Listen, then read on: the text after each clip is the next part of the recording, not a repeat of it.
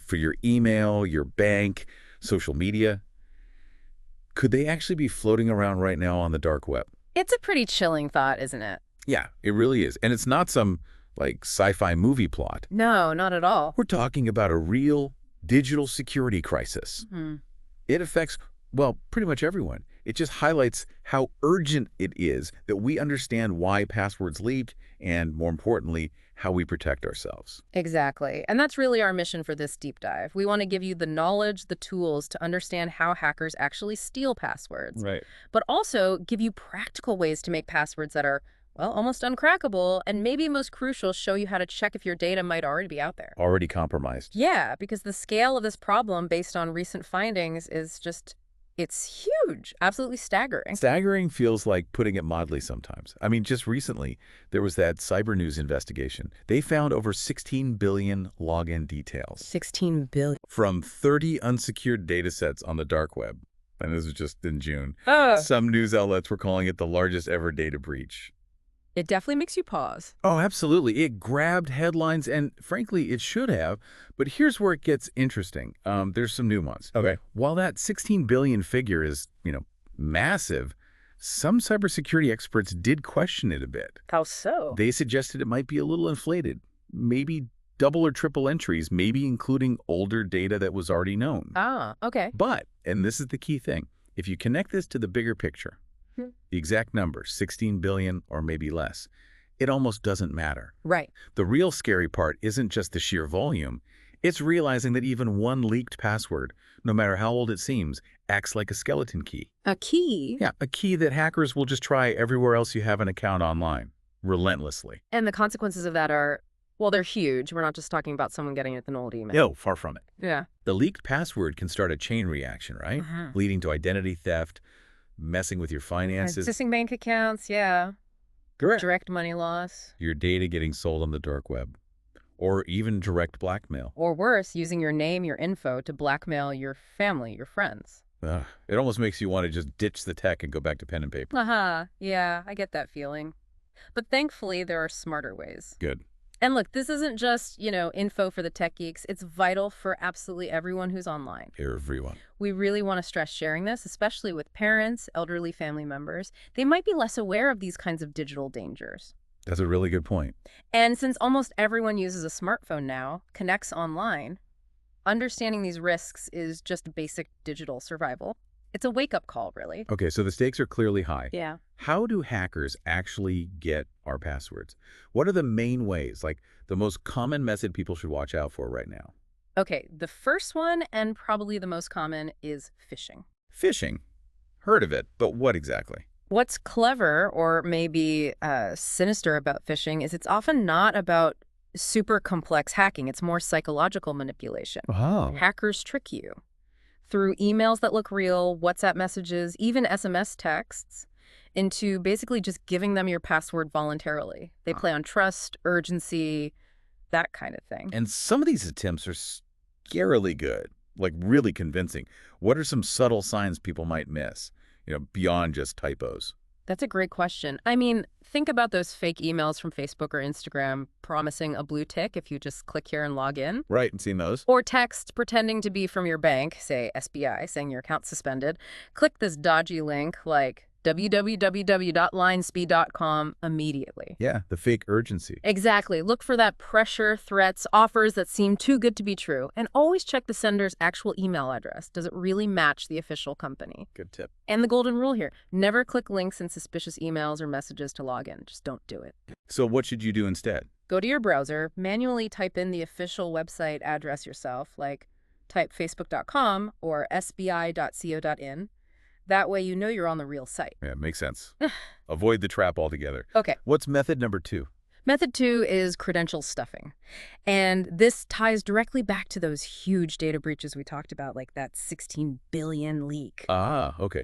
So they use the leaked data. Precisely. Hackers grab a username and password combo leaked from one place, maybe an old forum you forgot about, or some shopping site. Right. And then they systematically try that exact same combo, or maybe slight variations, on other major platforms. Facebook, Apple, Google, your bank. Oh, wow. Because people reuse passwords. Exactly. It exploits that very human habit. We reuse passwords or make tiny changes we think are clever across lots of sites. It's like giving a hacker a master key to your whole online life. So it's not just the breach itself, it's our own habit that makes it so much worse. That's it. A single leak becomes a potential cascade. Which leads straight to the prevention, I guess. Yep. You have to use a completely different, unique password for every single online account. Every single one. That sounds like a lot of work. It sounds daunting, I know. But stick with us, we'll show you ways to manage it that are actually pretty easy. Okay, good. What's the third method? Third one is password spraying. Now, this is different from credential stuffing. How so? Instead of trying lots of different passwords on one account, they take one common weak password, something like India123, which is shockingly popular. Seriously? India123. Oh, yeah. And they spray it across a huge list of different usernames. Maybe they got a list of 500 government email IDs, for example. They'll just try India123 on every single one. So, one common key, lots of different doors. Exactly, like testing a master key. And why does that work so often? It seems like it would get blocked. Well, here's the sneaky part. They're usually very careful. They might only try 1 or 2 logins per account. Oh, I see. That way, they often avoid triggering the account lockouts or security alerts. It's slower, more methodical, kind of flies under the radar, doesn't even need a prior breach. Wow, that's clever and scary. Okay, what's the last main method? The fourth one is brute force attacks. Brute force. Sounds straightforward. It is, conceptually. It literally means trying every single possible password combination until they find the right one. Like trying every number on a bike lock. Exactly like that. Think of an old 3-digit suitcase lock, 000 to 999. That's only 1,000 combinations. You could probably crack that by hand in a few hours. Right, but for computer passwords. They're not doing it by hand. They use special software. Powerful computers that can try millions, sometimes billions of combinations every second. That's billions per second. Wow, which directly tells you why password length is so critical. The shorter your password, the faster this software can just churn through all the possibilities and find it. So every extra character helps. Oh. A lot. Exponentially more. It's not just adding one more guess, it's multiplying the total number of guesses needed by a huge factor. Which brings us to the idea of entropy. Entropy. Sounds scientific. It is a bit, but it's a useful concept. In password terms, entropy is basically a measure of randomness or unpredictability. Okay. The longer your password, the more unique characters you use, like uppercase, lowercase, numbers, symbols. The higher the entropy, the stronger it is. Like a lottery analogy you mentioned earlier, more possible combinations. Precisely. More tickets a hacker needs to buy. Adding different character types dramatically increases the price of those tickets. Okay, so let's make this concrete. Give me some examples. Sure. A simple password like, say, Druve, all lowercase, 5 characters. Very low entropy, maybe 23 bits. Which means easy to crack. Very. Now add numbers. Druve123, that's 8 characters, lowercase plus numbers. Better, maybe 41 bits. Okay. Now capitalize the first letter, Druve123, still 8 characters, but now upper, lower, and numbers. That gets you to about 47 bits. 47 bits. Okay. Here's the kicker. Even Druve123 at 47 bits, a standard brute force attack can crack that in about 17 minutes. 17 minutes. That's nothing. Less time than watching a sitcom. Exactly. So those entropy numbers need context. We can think of strength in tiers. Okay, like what? Less than 50 bits. That's weak. Just don't use passwords like that, period. Got it. 50 to 75 bits. That's okay. Barely passable, maybe. 75 to 100. Now we're talking. That's good. And the goal. The real goal, what you should aim for, is over 100 bits. That's very strong. That's where it starts taking serious time and resources to crack. And sadly, it seems like a lot of people are stuck in that weak zone. You mentioned common weak passwords earlier. Oh, definitely. Lists of common passwords in India show things like 123456 password, 12345678, India 123. It's kind of depressing. Yeah. But you also mentioned one that sounded complex, one Quaz at WSX. That made the top 10 too. It did. And this is a crucial point. It looks complex, right? Numbers, symbols, letters. Yeah, seems okay. But it's just a simple pattern on the keyboard. QAZWSX. Hackers know people do this. Their automated tools specifically check for these common keyword patterns first. Oh, man. So it's predictable. Highly predictable. That's why it takes less than a minute to crack. Complexity isn't the same as randomness. Okay, so patterns are out. What else should people absolutely avoid? Celebrity names. Please don't use Sachin Tendulkar 10 or MS Dionysos 7 or anything with Shah Rukh Khan. Haha, okay. Why are they so bad? Hackers have lists. They try these common names, sports figures, actors, combined with common numbers. They're incredibly easy guesses. Also, names of people close to you. Like family or friends? Best friend, partner, kids. In the age of social media, finding these names is trivial. A password based on a name can often be cracked in literally seconds. Less than 10 seconds sometimes. Wow, okay.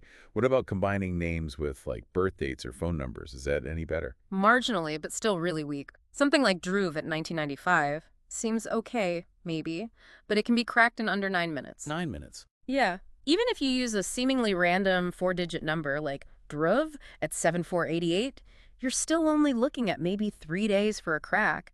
It's just not safe enough. Names, dates, phone numbers, keep them out of passwords.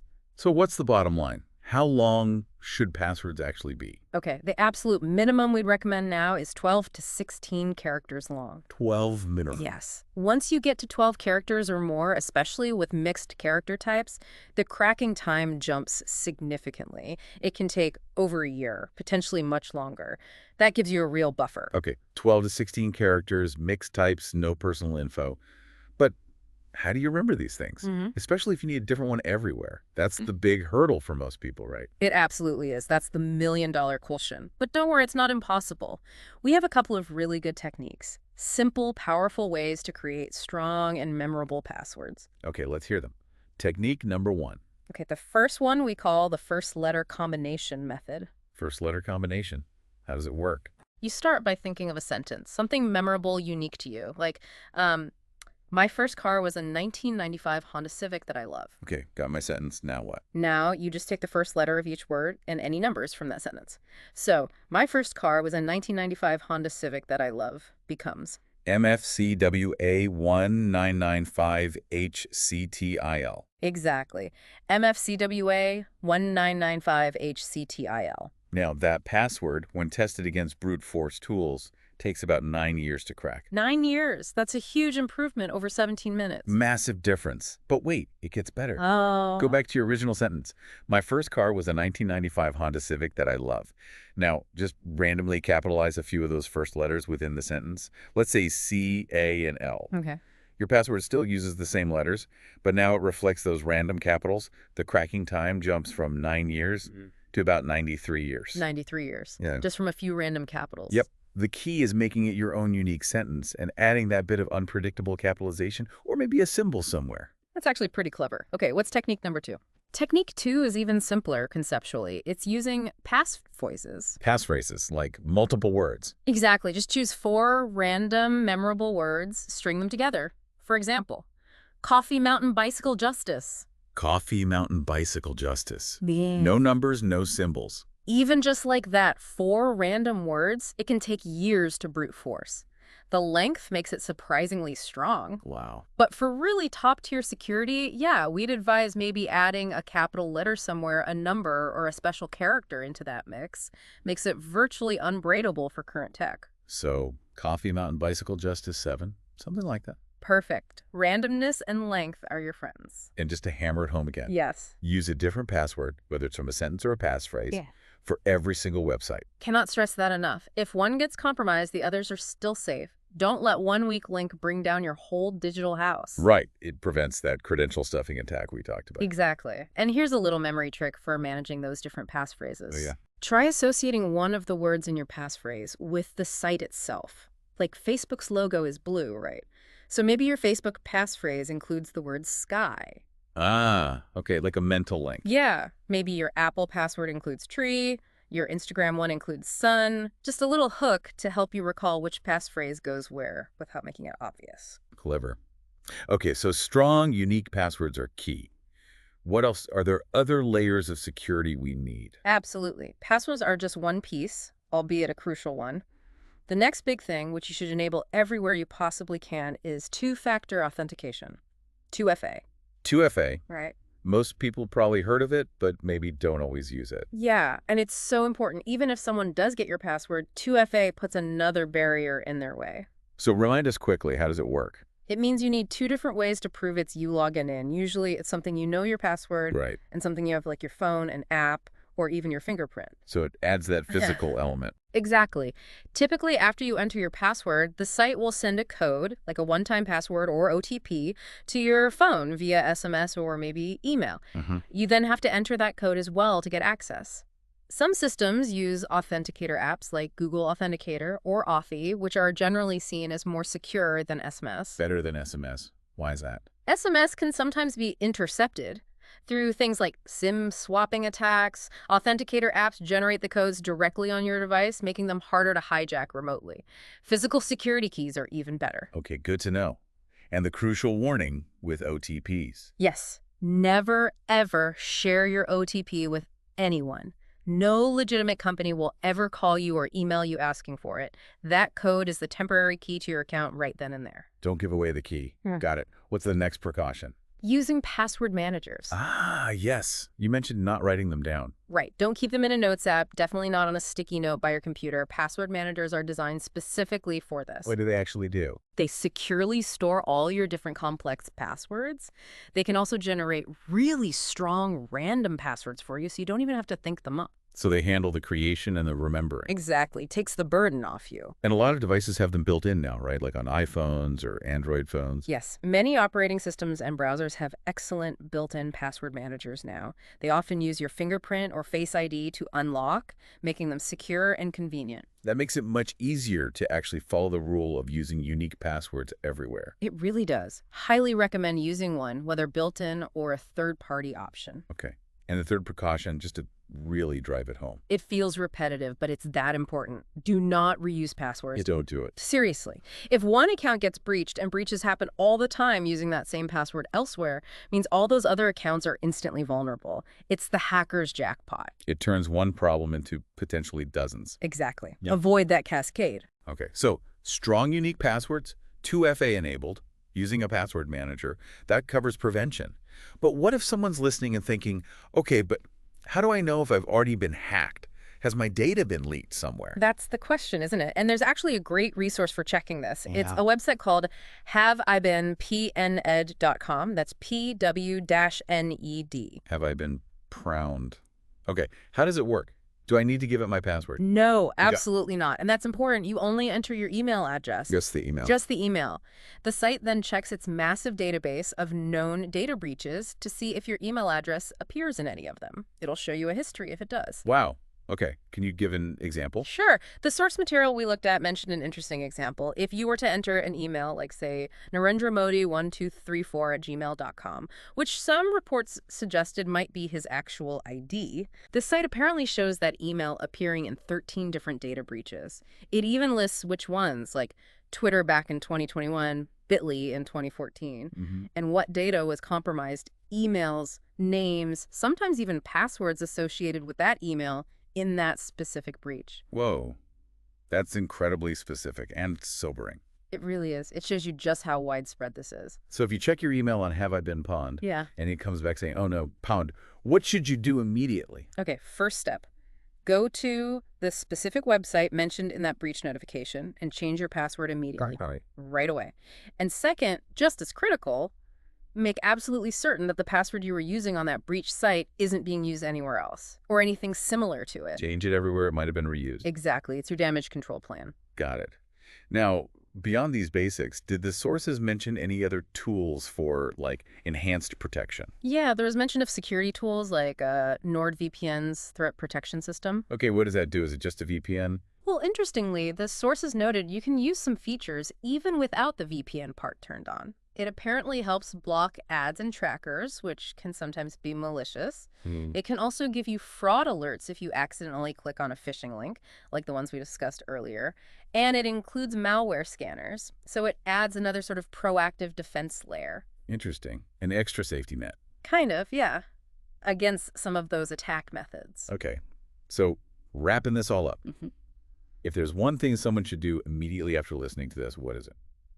Honestly, the single most important, most impactful thing is to go and change the passwords for your critical accounts right now. Email, banking, main social media. Your primary email first, then banking, then anything with sensitive data. Use the techniques we talked about, make them long, strong, unique.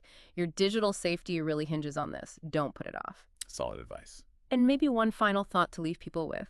As you're thinking about your own security, take a moment to consider how your online habits might affect others. Hose. Well, our digital lives are so interconnected now. If your account gets compromised, it might be used to send phishing scams to your friends or malware to your family contacts. Your security impacts their security. Right. It ripples outwards. Exactly. So being proactive about protecting yourself isn't just selfish. It's actually part of being a good digital citizen, looking out for your wider network in